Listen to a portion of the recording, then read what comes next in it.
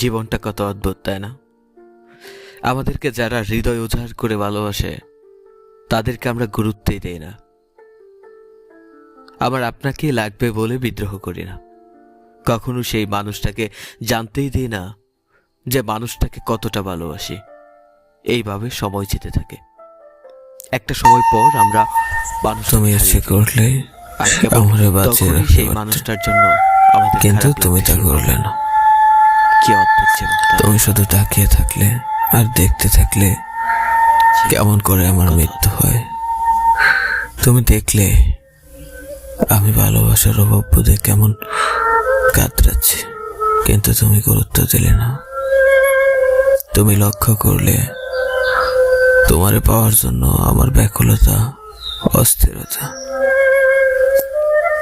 উপলব্ধি করলে ভালোবাসার স্নিগ্ধতা, তবুও তুমি আমারে ভালোবাসলে না। তুমি প্রত্যাখ্যান করতে থাকলে আমার ভালোবাসা। আমাকে উপেক্ষা করতে করতে ছুঁড়ে ফেলে দিলে, অথচ বুঝতে পারলে না আমার সমস্ত অনুভূতি, আবেগ, ভালোবাসা তোমাকে ঘিরে। অথচ তুমি ভালোবাসলে আমি তোমাকে পাইতাম, তোমার আর হারাতে হইতো না আমাকে। একদিন তুমি আমাকে ঠিকই অনুভব করবে, তবে তা আমার অনুপস্থিতিতে। তোমার বুকের বাম পাশে ছোটখাটো ধাক্কা খাবে, হঠাৎ হঠাৎ মন খারাপ হবে, তোমার টেনশন হবে, হতাশ লাগবে।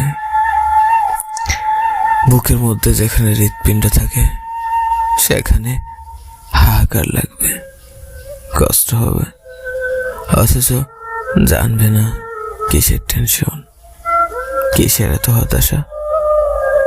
তবু তুমি দুশ্চিন্তা করবে, মন খারাপ নিয়ে তুলে যাবে অজানা গন্তব্যের দিকে। ততদিনে তৃষ্ণার্ত সাদা বগ অথই পানিতে সাঁতার কাটবে নিথর দেহ নিয়ে। ততদিনে তৃষ্ণার্ত সাদা বগ অথই পানিতে সাঁতার কাটবে নিথর দেহ নিয়ে।